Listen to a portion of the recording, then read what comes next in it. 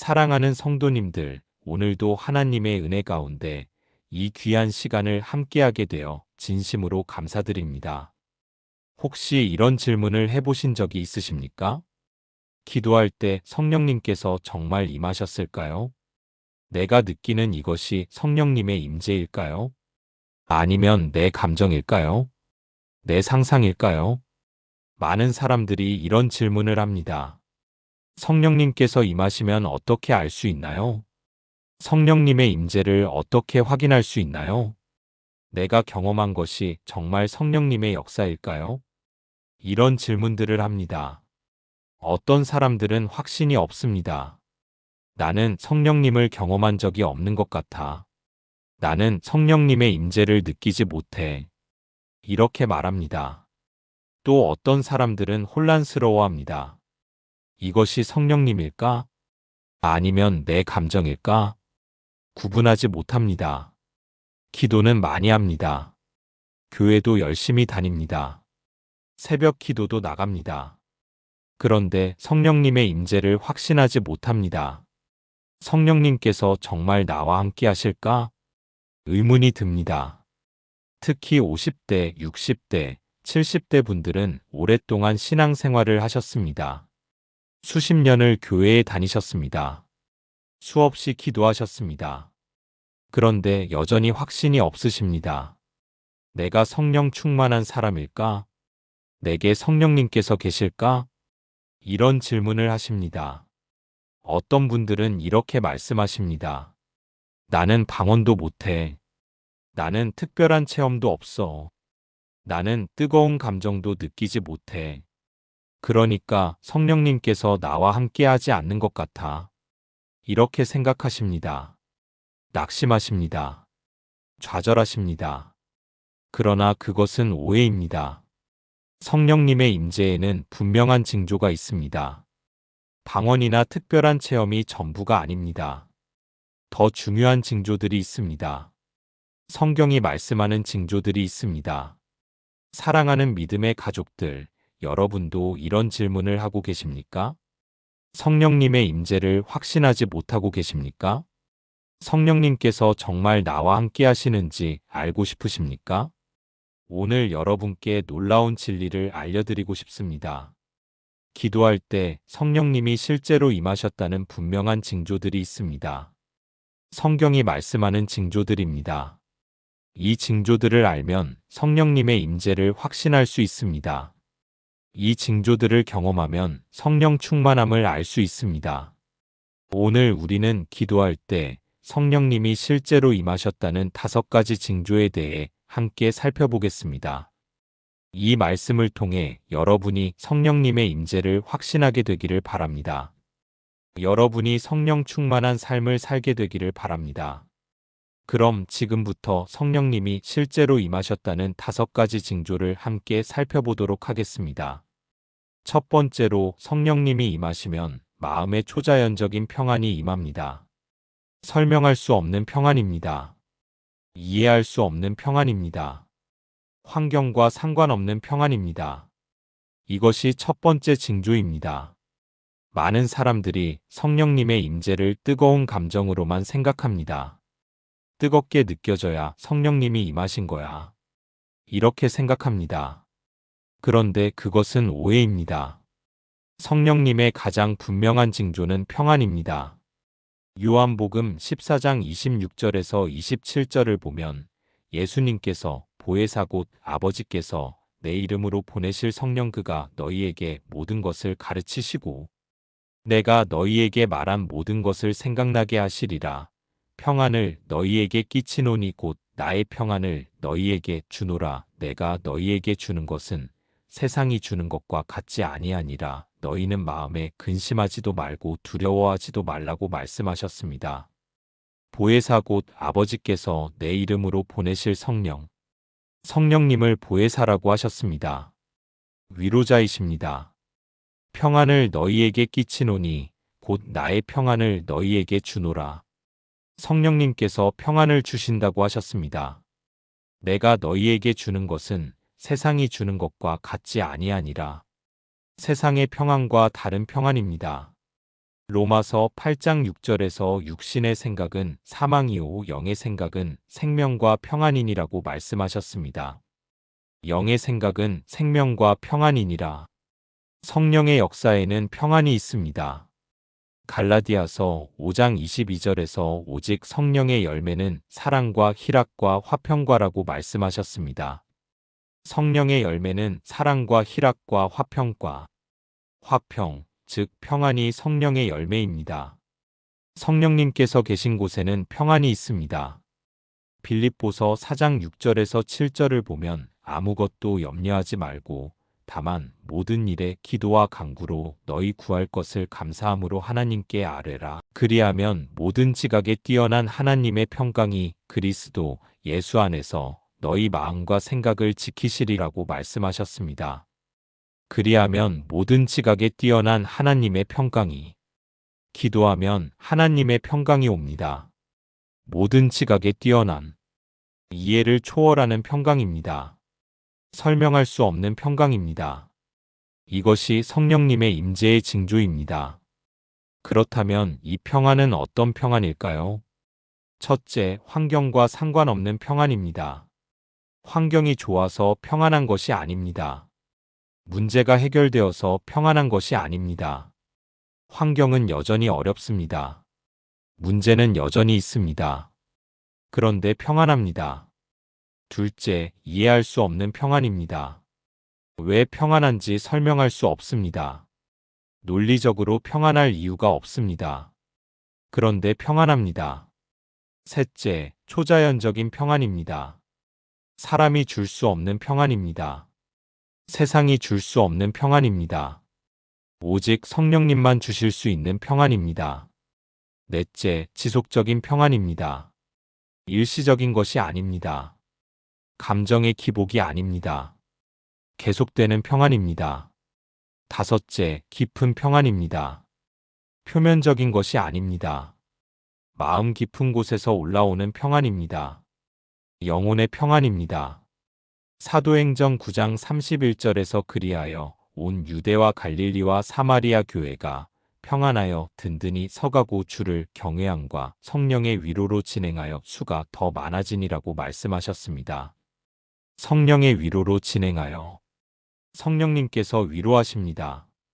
평안을 주십니다. 실제로 한 권사님께서 이 평안을 경험하셨습니다. 이 권사님께서는 아들이 큰 사고를 당했습니다. 생명이 위독했습니다. 중환자실에 있었습니다. 의사는 어렵다고 했습니다. 권사님께서는 절망했습니다. 하나님, 제 아들을 살려주세요. 밤낮으로 기도했습니다. 눈물로 기도했습니다. 어느 날 새벽 기도하고 있었습니다. 갑자기 평안이 왔습니다. 설명할 수 없는 평안이었습니다. 상황은 변하지 않았습니다. 아들은 여전히 위독했습니다. 그런데 마음이 평안했습니다. 괜찮을 것이다. 하나님께서 함께 하신다. 이런 확신이 왔습니다. 두려움이 사라졌습니다. 불안이 사라졌습니다. 평안이 가득했습니다. 이것이 성령님의 임재구나. 깨달았습니다. 그날부터 평안한 마음으로 기도했습니다. 일주일 후 놀라운 일이 일어났습니다. 아들이 깨어났습니다. 의사들이 놀랐습니다. 기적입니다. 아들이 회복되었습니다. 권사님께서는 간증하십니다. 성령님께서 임하시니 초자연적인 평안이 왔습니다. 상황은 여전히 어려웠지만 평안했습니다. 그 평안이 성령님의 임재의 증거였습니다. 성령님께서 함께 하시면 환경과 상관없이 평안합니다. 또 다른 집사님께서는 이런 경험을 하셨습니다. 이 집사님께서는 큰 빚이 있었습니다. 사업이 어려웠습니다. 매달 이자를 내기 힘들었습니다. 밤에 잠을 못 잤습니다.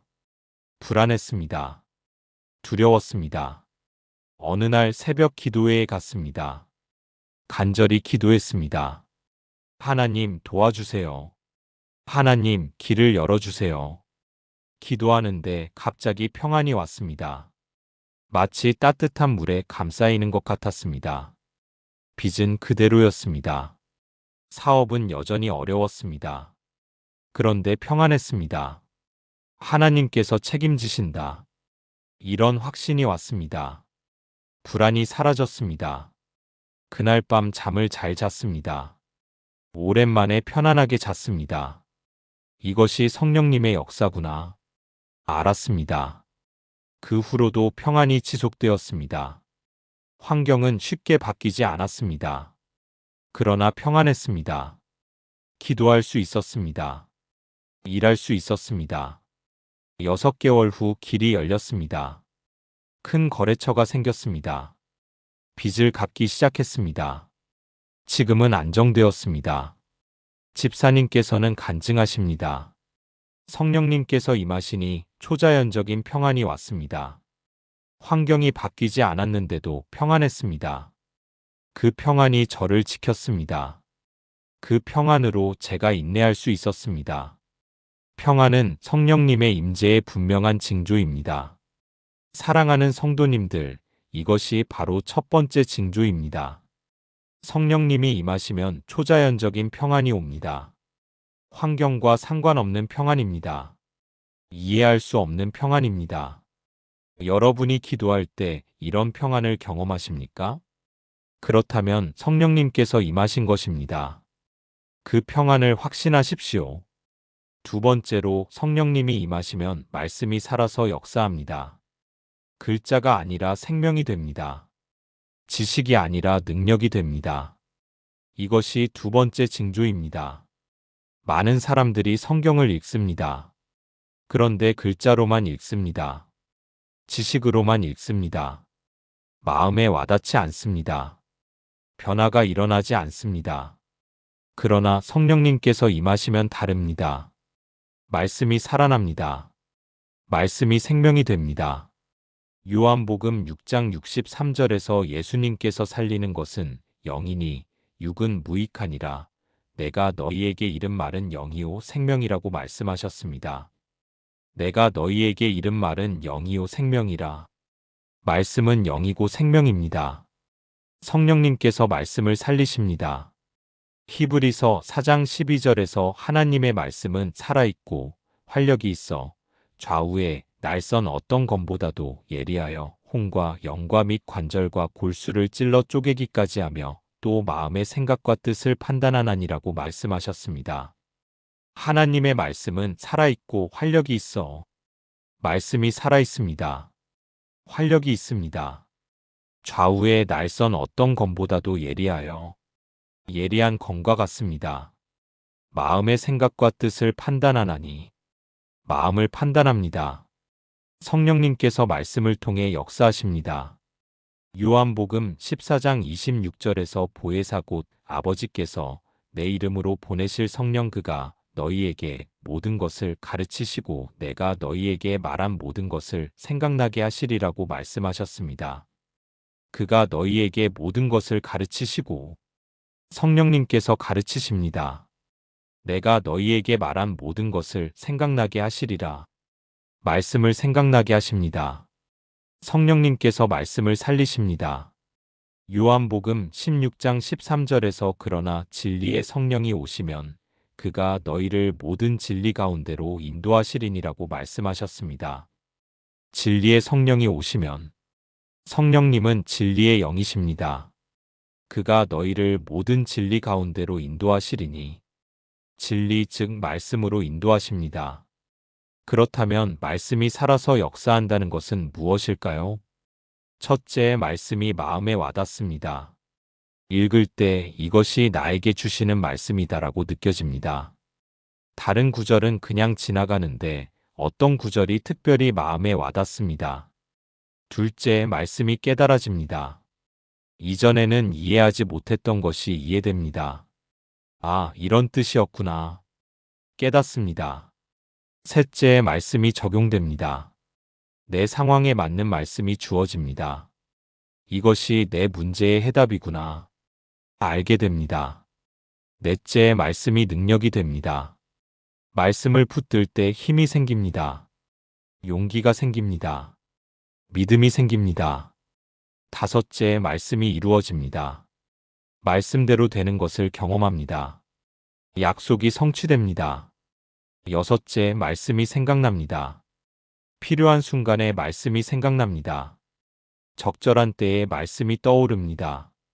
일곱째, 말씀이 변화시킵니다. 말씀을 읽을 때 마음이 변합니다. 생각이 변합니다.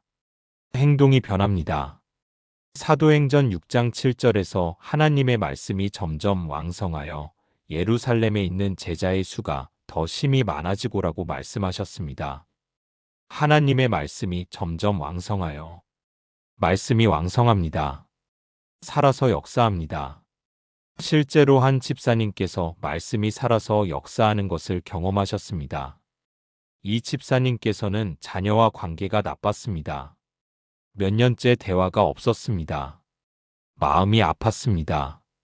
어떻게 해야 할까? 고민했습니다.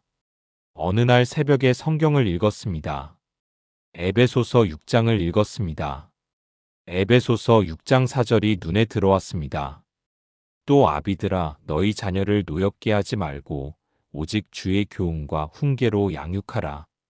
이 말씀이 마음을 찔렀습니다. 너희 자녀를 노엽게 하지 말고 내가 자녀를 노엽게 했구나. 깨달았습니다. 눈물이 났습니다. 하나님, 제가 잘못했습니다.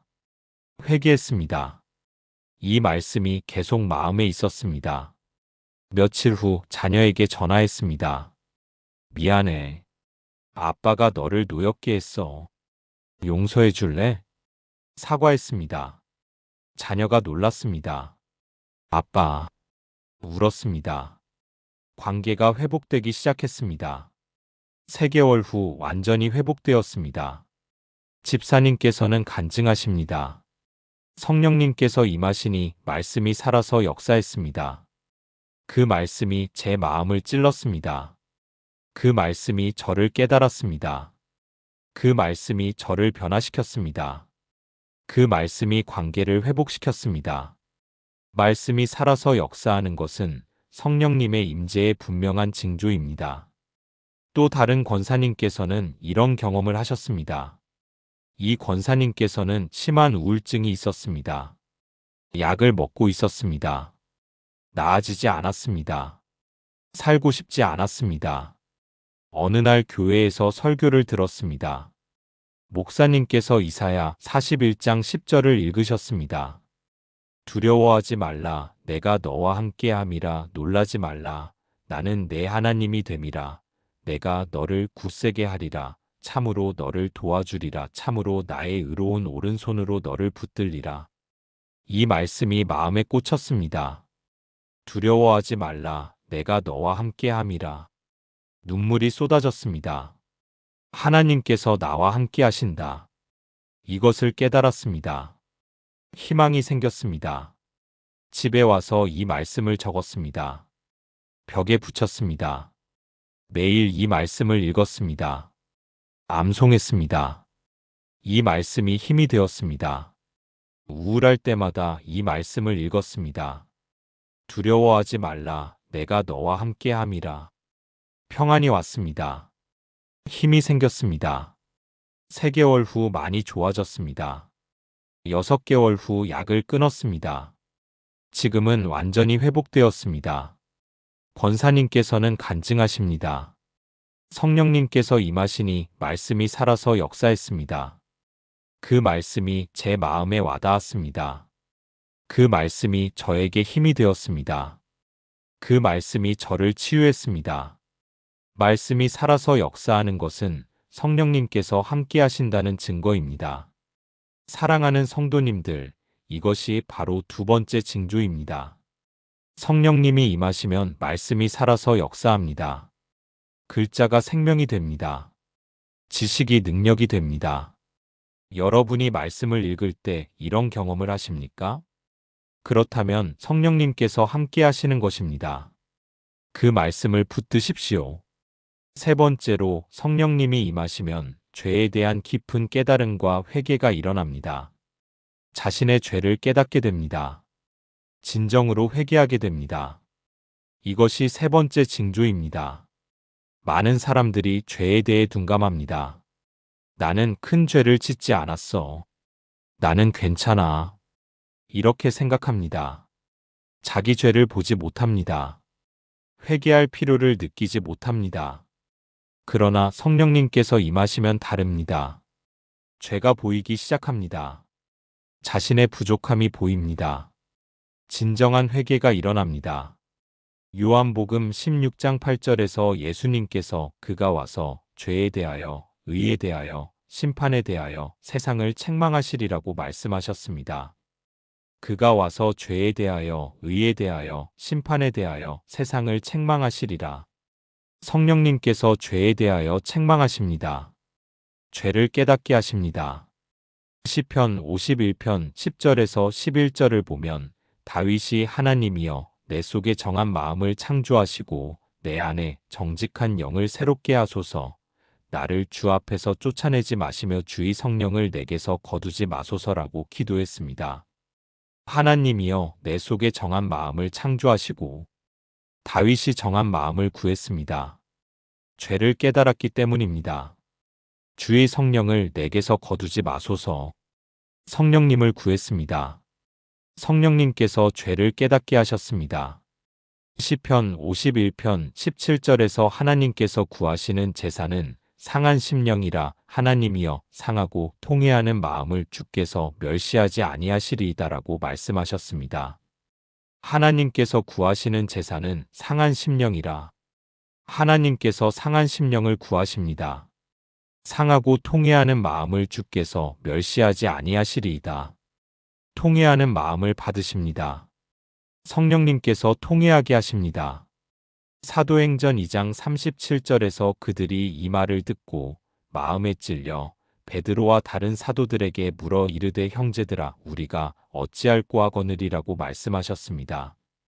그들이 이 말을 듣고 마음에 찔려 오순절 성령 강림 후 베드로가 설교했습니다. 사람들이 마음에 찔렸습니다.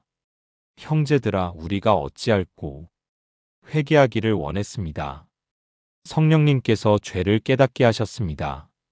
그렇다면 죄에 대한 깊은 깨달음이란 무엇일까요? 첫째, 자신의 죄가 보입니다. 이전에는 보지 못했던 죄가 보입니다.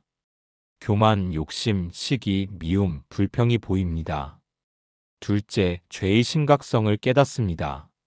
이것이 죄구나. 이것이 하나님을 슬프게 하는구나. 깨닫습니다. 셋째, 진정한 회개가 일어납니다. 형식적인 회개가 아닙니다. 마음 깊은 곳에서 우러나오는 회개입니다. 넷째, 눈물이 납니다. 죄를 깨달을 때 눈물이 납니다. 통회하는 마음이 생깁니다. 다섯째, 변화를 결심합니다. 이제는 이렇게 살지 않겠다. 결심합니다. 여섯째, 용서를 구합니다. 하나님께 용서를 구합니다. 사람에게도 용서를 구합니다. 일곱째, 정결함을 사모합니다. 깨끗하게 살고 싶어집니다. 거룩하게 살고 싶어집니다. 실제로 한 집사님께서 죄에 대한 깊은 깨달음을 경험하셨습니다. 이 집사님께서는 오랫동안 신앙생활을 했습니다. 교회에서 열심히 봉사했습니다. 자신이 의롭다고 생각했습니다. 나는 큰 죄를 짓지 않았어. 나는 다른 사람보다 낫지. 이렇게 생각했습니다. 어느 날 부흥회에 참석했습니다. 강사 목사님께서 설교하셨습니다. 교만에 대해 말씀하셨습니다. 집사님께서는 처음에 별 감동이 없었습니다. 나는 교만하지 않은데. 이렇게 생각했습니다. 그런데 기도 시간이 되었습니다. 기도하는데 갑자기 마음이 뜨거워졌습니다. 눈물이 났습니다. 내가 교만했구나. 깨달았습니다. 내가 남을 무시했구나. 내가 높은 채 했구나. 자신의 죄가 보이기 시작했습니다. 더 기도했습니다. 더 많은 죄가 보였습니다. 욕심, 시기, 미움이 보였습니다. 하나님, 제가 죄인입니다. 용서해 주세요. 통곡하며 기도했습니다. 1시간을 기도했습니다. 평안이 왔습니다. 깨끗해진 느낌이었습니다. 그날 이후로 완전히 달라졌습니다. 교만이 사라졌습니다. 겸손해졌습니다. 남을 섬기게 되었습니다. 집사님께서는 간증하십니다. 성령님께서 임하시니 제 죄가 보이기 시작했습니다. 교만, 욕심, 시기가 보였습니다. 진정으로 회개했습니다. 통회했습니다. 그 후로 제가 변화되었습니다. 죄에 대한 깊은 깨달음은 성령님의 임재의 분명한 징조입니다. 또 다른 권사님께서는 이런 경험을 하셨습니다. 이 권사님께서는 며느리를 미워했습니다. 10년 넘게 미워했습니다. 저 사람이 잘못했어. 저 사람이 바뀌어야 해. 이렇게 생각했습니다. 자신의 잘못은 보지 못했습니다. 어느 날 새벽 기도회에서 기도하고 있었습니다. 갑자기 마음이 불편했습니다. 내가 며느리를 미워했구나. 깨달았습니다. 미움이 죄구나. 처음 깨달았습니다. 눈물이 났습니다. 하나님, 제가 죄를 지었습니다. 제가 며느리를 미워했습니다. 용서해 주세요. 회개했습니다. 마음이 부드러워졌습니다. 며느리를 보는 눈이 달라졌습니다. 집에 와서 며느리에게 전화했습니다. 미안해. 시어머니가 잘못했어. 사과했습니다.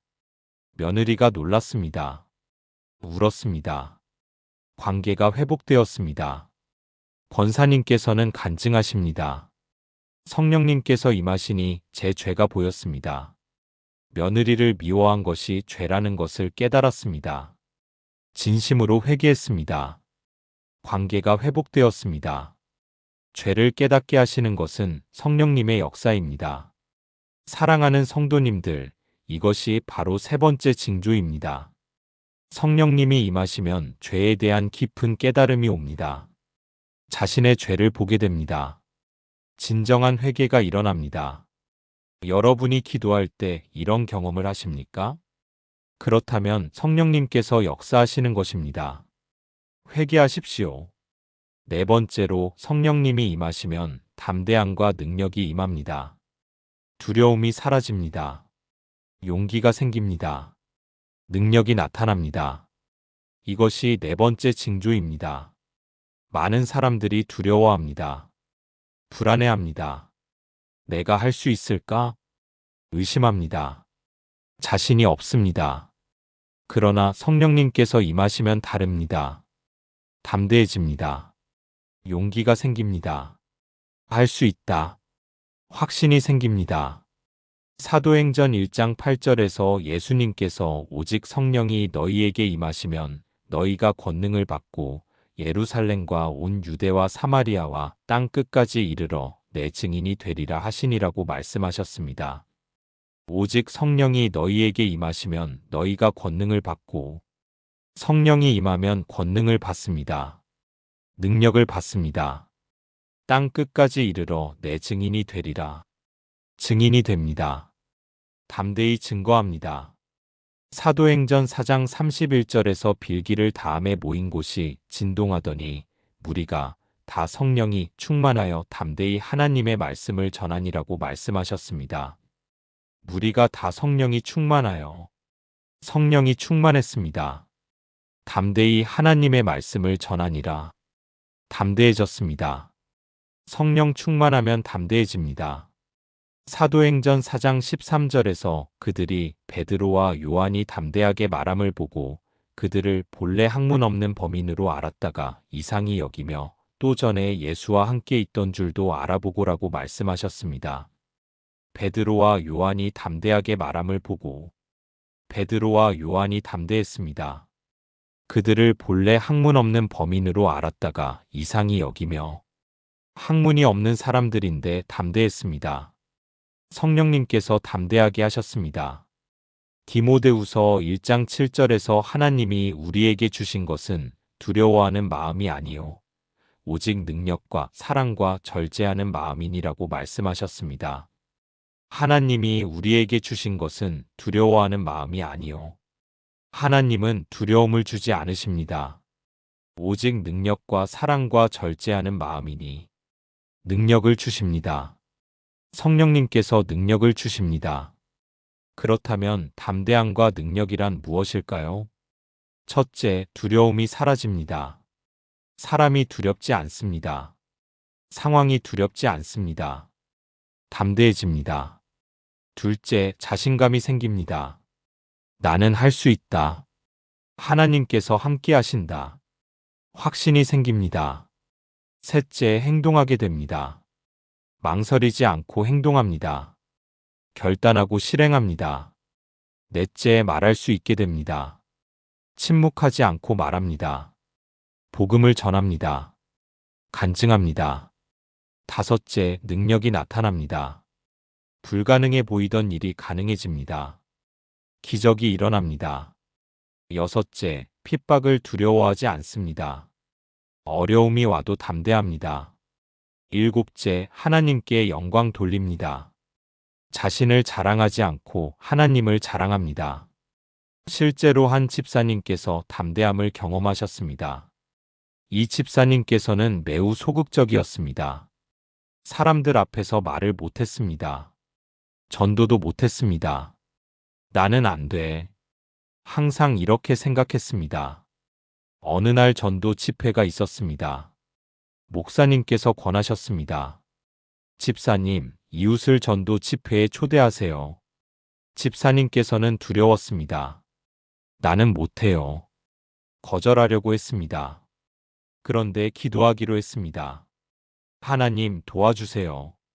제가 담대하게 하소서. 간절히 기도했습니다. 기도하는데 갑자기 평안이 왔습니다. 두려움이 사라졌습니다. 할 수 있다.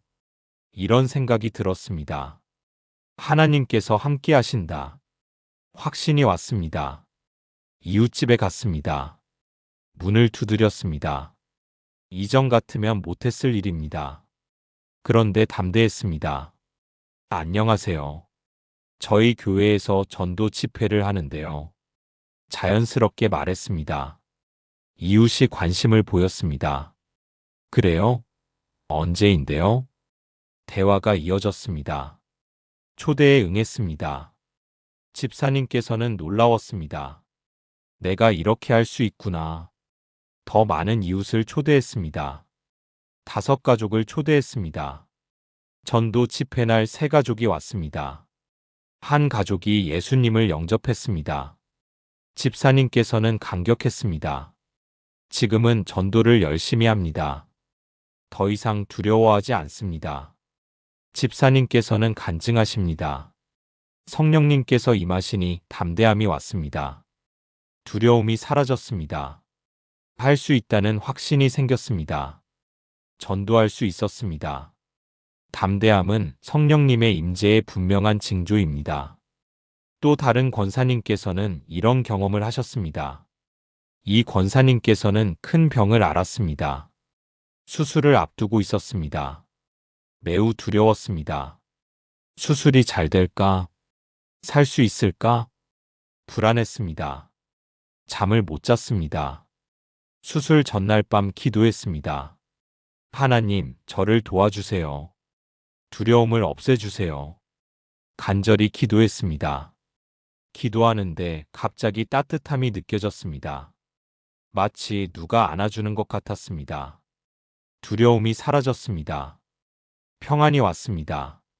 하나님께서 함께 하신다. 확신이 왔습니다.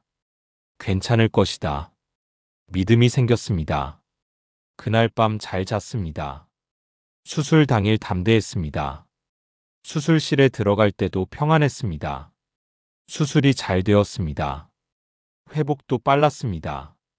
권사님께서는 간증하십니다. 성령님께서 임하시니 두려움이 사라졌습니다. 담대함이 왔습니다. 평안이 왔습니다.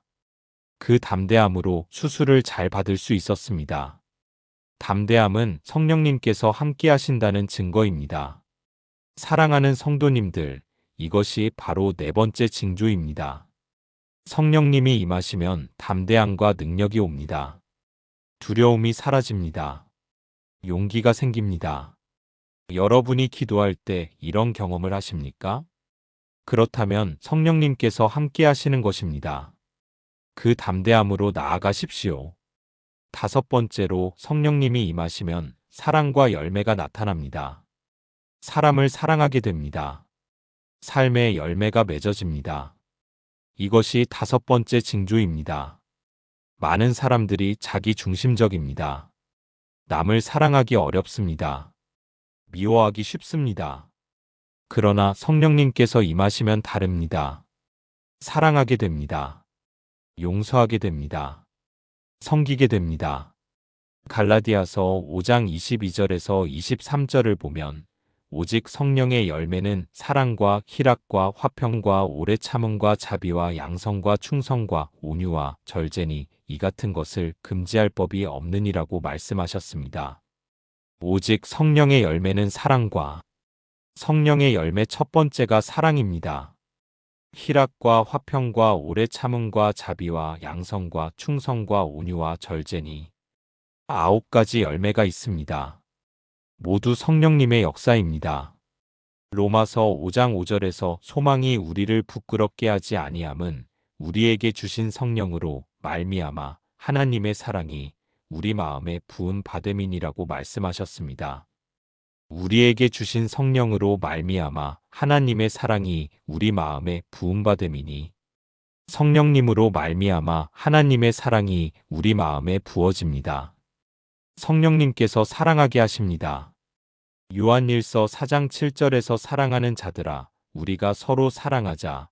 사랑은 하나님께 속한 것이니 사랑하는 자마다 하나님으로부터 나서 하나님을 알고라고 말씀하셨습니다.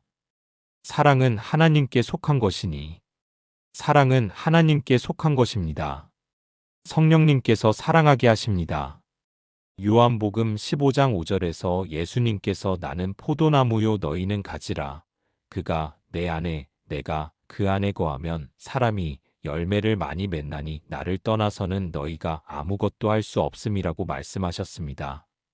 그가 내 안에 내가 그 안에 거하면 사람이 열매를 많이 맺나니 주님 안에 거하면 열매를 맺습니다. 성령님 안에 거하면 열매를 맺습니다. 그렇다면 사랑과 열매란 무엇일까요? 첫째, 사람을 사랑하게 됩니다. 미웠던 사람을 사랑하게 됩니다. 어려웠던 사람을 사랑하게 됩니다. 둘째, 용서하게 됩니다. 용서할 수 없었던 사람을 용서합니다. 마음에서 우러나와 용서합니다. 셋째, 섬기게 됩니다. 자기 중심에서 벗어나 남을 섬깁니다. 기쁨으로 섬깁니다. 넷째, 인내하게 됩니다. 참지 못했던 것을 참게 됩니다. 오래 참습니다. 다섯째, 온유해집니다. 거칠었던 성품이 부드러워집니다. 온화해집니다. 여섯째, 절제하게 됩니다. 욕구를 절제합니다. 말을 절제합니다. 감정을 절제합니다. 일곱째, 충성하게 됩니다. 맡은 일에 충성합니다. 하나님께 충성합니다. 실제로 한 집사님께서 사랑의 열매를 경험하셨습니다. 이 집사님께서는 형제와 원수처럼 지냈습니다. 20년째 말을 안 했습니다. 재산 문제로 싸웠습니다. 서로 미워했습니다. 집사님께서는 교회에 다녔습니다. 그러나 형제를 용서하지 못했습니다. 저 사람이 잘못했어. 저 사람이 먼저 사과해야 해. 이렇게 생각했습니다. 어느 날 부흥회에 참석했습니다. 강사 목사님께서 용서에 대해 말씀하셨습니다. 마태복음 6장 14절에서 15절 말씀을 인용하셨습니다. 너희가 사람의 잘못을 용서하면 너희 하늘 아버지께서도 너희 잘못을 용서하시려니와 너희가 사람의 잘못을 용서하지 아니하면 너희 아버지께서도 너희 잘못을 용서하지 아니하시리라. 이 말씀이 마음을 찔렀습니다. 기도 시간에 기도했습니다. 하나님, 저는 형제를 용서하지 못했습니다. 도와주세요. 눈물로 기도했습니다. 기도하는데 마음이 부드러워졌습니다. 형제가 생각났습니다. 저 사람도 힘들었겠구나. 이해하게 되었습니다. 용서하자. 결심했습니다. 다음 날 형제에게 전화했습니다. 20년 만에 전화였습니다. 형님, 저예요. 목소리가 떨렸습니다. 미안해요. 제가 잘못했어요. 사과했습니다. 형이 울었습니다. 나도 미안해. 둘 다 울었습니다. 만났습니다. 껴안았습니다. 용서했습니다. 화해했습니다. 지금은 사이가 매우 좋습니다. 집사님께서는 간증하십니다. 성령님께서 임하시니 마음이 부드러워졌습니다. 미웠던 형제를 사랑하게 되었습니다. 용서할 수 있었습니다. 사랑은 성령님의 열매입니다. 사랑하게 되는 것은 성령님께서 함께 하신다는 증거입니다. 또 다른 권사님께서는 이런 경험을 하셨습니다. 이 권사님께서는 성격이 급했습니다. 화를 잘 냈습니다. 말을 함부로 했습니다. 가족들이 힘들어했습니다. 본인도 괴로웠습니다. 왜 나는 이럴까? 어느 날 새벽 기도를 시작했습니다. 매일 새벽에 기도했습니다. 하나님, 저를 변화시켜 주세요. 간절히 기도했습니다. 한 달이 지났습니다. 조금씩 변화가 일어났습니다. 화가 덜 났습니다. 말을 조심하게 되었습니다. 3개월이 지났습니다. 많이 온유해졌습니다. 가족들이 알아봤습니다. 엄마 많이 변하셨어요. 요즘 화 안 내세요. 권사님께서는 감사했습니다. 하나님께서 바꾸셨다. 6개월 후 완전히 다른 사람이 되었습니다. 온유한 사람이 되었습니다. 권사님께서는 간증하십니다. 성령님께서 임하시니 저를 변화시키셨습니다. 급한 성격이 온유해졌습니다. 화를 절제하게 되었습니다. 말을 조심하게 되었습니다. 온유는 성령의 열매입니다. 열매가 맺어지는 것은 성령님께서 역사하신다는 증거입니다. 사랑하는 성도님들, 이것이 바로 5번째 징조입니다. 성령님이 임하시면 사랑과 열매가 나타납니다. 사람을 사랑하게 됩니다. 삶의 열매가 맺어집니다. 여러분의 삶에 이런 열매가 있습니까? 그렇다면 성령님께서 함께 하시는 것입니다. 그 열매를 더욱 풍성하게 하십시오. 사랑하는 성도님들, 오늘 우리는 기도할 때 성령님이 실제로 임하셨다는 5가지 징조에 대해 함께 살펴보았습니다. 첫 번째는 마음의 초자연적인 평안이 임합니다. 두 번째는 말씀이 살아서 역사합니다. 세 번째는 죄에 대한 깊은 깨달음과 회개가 일어납니다. 네 번째는 담대함과 능력이 임합니다. 5번째는 사랑과 열매가 나타납니다. 이 5가지를 마음에 새기십시오. 마지막으로 실천적인 조언을 드리고 싶습니다. 첫째, 이 5가지 징조를 기억하십시오. 기도할 때 이것들을 생각하십시오. 둘째, 자신을 점검하십시오. 이 징조들이 내게 있는가? 점검하십시오. 셋째, 성령 충만을 사모하십시오. 성령님, 제게 충만히 임하소서. 구하십시오. 넷째, 기도하십시오. 성령님의 임재를 구하며 기도하십시오. 다섯째, 말씀을 읽으십시오. 성령님께서 말씀을 통해 역사하십니다. 여섯째, 죄를 회개하십시오. 죄가 성령님을 소멸시킵니다. 일곱째, 순종하십시오. 성령님의 인도에 순종하십시오. 여덟째, 열매를 맺으십시오. 사랑, 희락, 화평의 열매를 맺으십시오. 아홉째, 감사하십시오. 성령님께서 함께 하심을 감사하십시오. 열째, 간증하십시오. 성령님의 역사를 간증하십시오. 혹시 여러분 중에 성령님의 임재를 확신하지 못하는 분이 계십니까? 성령 충만을 경험하고 싶으십니까? 오늘 이 5가지 징조를 기억하십시오. 기도하며 이것들을 구하십시오. 그러면 성령님께서 임하실 것입니다. 에베소서 5장 18절의 명령을 따르십시오. 술 취하지 말라, 이는 방탕한 것이니 오직 성령으로 충만함을 받으라. 성령으로 충만함을 받으라고 하셨습니다. 이것은 명령입니다. 여러분도 성령 충만할 수 있습니다. 이 시간이 여러분에게 도움이 되었다면 좋아요 버튼을 눌러주시고 댓글로 여러분도 이 5가지 징조를 경험한 적이 있다면 나누어 주십시오. 함께 감사하겠습니다. 그리고 구독과 알림 설정으로 더 많은 은혜로운 말씀을 받아보시기 바랍니다. 성령님께서 여러분에게 충만히 임하시기를 주님의 이름으로 축복합니다. 여러분이 초자연적인 평안을 경험하고 말씀이 살아서 역사하는 것을 경험하고 죄를 깊이 깨닫고 회개하고 담대함과 능력을 받고 사랑과 열매를 맺으시기를 축복합니다. 사도행전 1장 8절의 약속을 붙들고 승리하시기를 축복합니다.